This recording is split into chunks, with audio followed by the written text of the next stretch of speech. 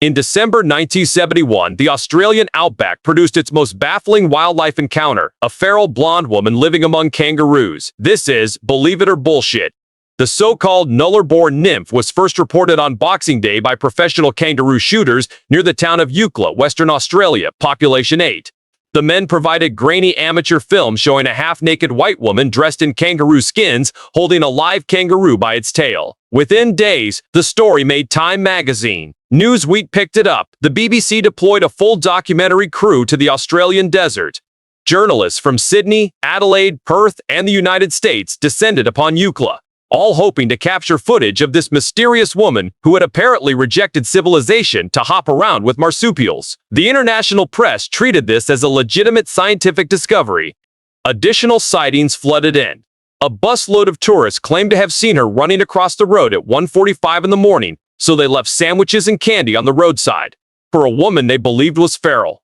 The town of Eucla, again, consisted of 8 residents, 4 crossbred dogs, and according to the Adelaide Advertiser, 1 swearing parrot. Here's how one man's unpaid bar tab brought the international news media to its knees. The whole thing started on Boxing Day 1971 in the bar of the Eucla motel. A PR man from Perth named Geoff Pearce had a problem. He was broke and couldn't pay his tab. His solution was not to skip town, call a relative, or offer to wash dishes. His solution was to invent a feral woman living among kangaroos and sell the story to newspapers. He told motel owner Steve Patupis he would put Eucla on the map in exchange for clearing the debt. They started brainstorming over beers. The bar's other patrons, kangaroo shooters, fishermen, a bus driver, joined the planning session. By the end of the night, they had constructed the complete mythology of a naked blonde surviving in the desert alongside Australia's most famous marsupials. They needed photographic evidence, obviously. Enter Laurie Scott, one of the kangaroo shooters present that night. His girlfriend, Denise Brooker, agreed to pose for the photos that would launch an international incident. The kangaroo skins they used were freshly harvested, meaning Denise had to coat herself in talcum powder before squeezing into the wet, raw hides. She was photographed holding a live kangaroo by its tail while dressed in what can only be described as a damp meat suit. This image became the documentary evidence presented to the world. The photo went out to newspapers, and the story detonated immediately. Planes started landing in Eucla.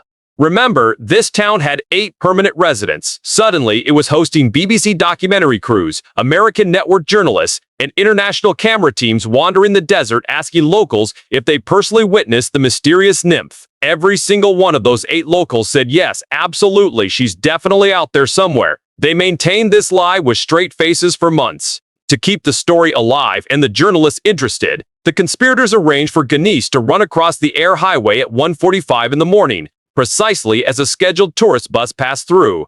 The passengers, thrilled by their encounter with what they genuinely believed was a feral human being, demanded the driver stop the bus. They then placed food on the roadside as an offering: sandwiches, milk, candy, for a woman they thought had abandoned society to live with kangaroos. In the pitch darkness, on a highway, in the middle of absolutely nowhere, the charade lasted until May 1972. According to Australian Geographic, a skeptical journalist finally got Laurie Scott drunk enough on scotch to abandon the bit. Scott eventually slurred the confession that ended the whole damn affair. Of course it's bullshit, mate. The story ran on the front page of Adelaide's Sunday Mail under the headline, "Nullarbor nymph, a hoax." Geoff Pearce paid off his bar tab many times over through the revenue he generated. The publicity brought sustained tourism to Eucla for decades. A statue commemorating the fictional nymph still stands in the town today. And Denise Brooker, the woman who wore the damp kangaroo suit, described the experience as fun times when interviewed decades later at age 75. No word on whether the talcum powder was enough. In other news tonight, authorities around the globe continue their investigation into incidents where basic fact-checking was apparently too much to ask. Our next report involves another situation where multiple parties had ample opportunity to apply common sense, and yet somehow decided against it.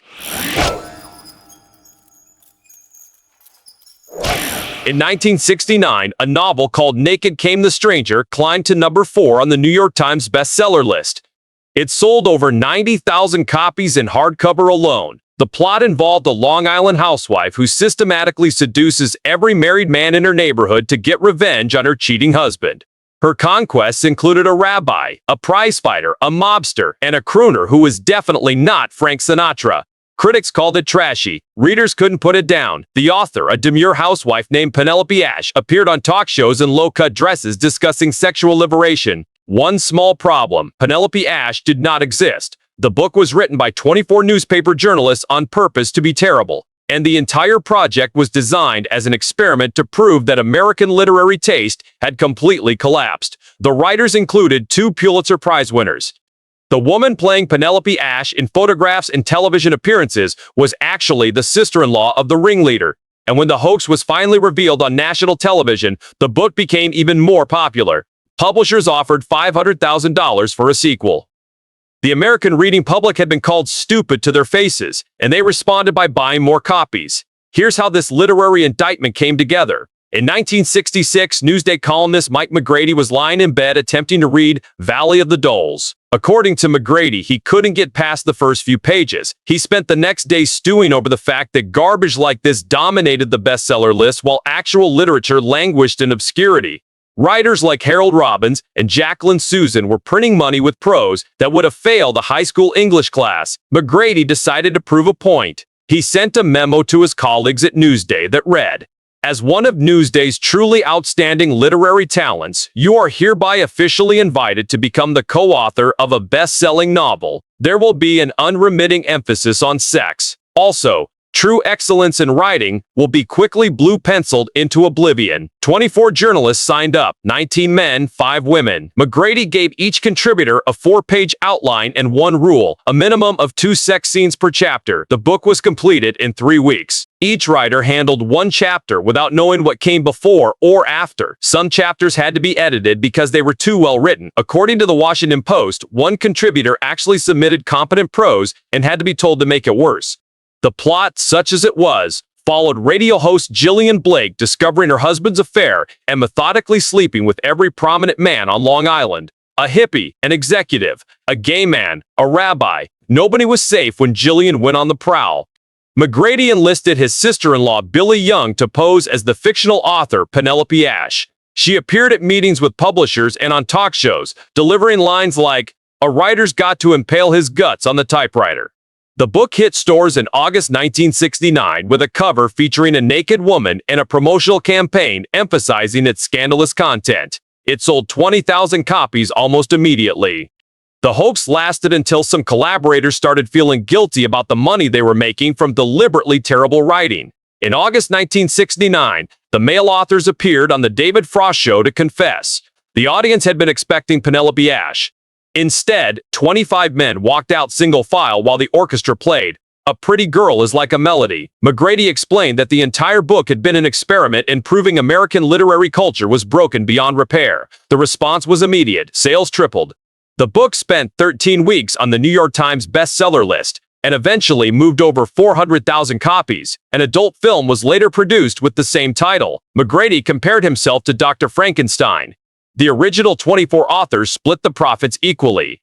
McGrady turned down $500,000 for a sequel, but did publish a follow-up book in 1970 titled Stranger Than Naked, or How to Write Dirty Books for Fun and Profit. Both stories tonight involve people who set out to prove something was bullshit and accidentally created something bigger than the lie itself. So here's the question: have you ever tried to expose something fake only to watch people embrace it even harder? A bad idea at work that took off? A joke that became company policy? Real stories only. Drop them in the comments. That's Believe It or Bullshit.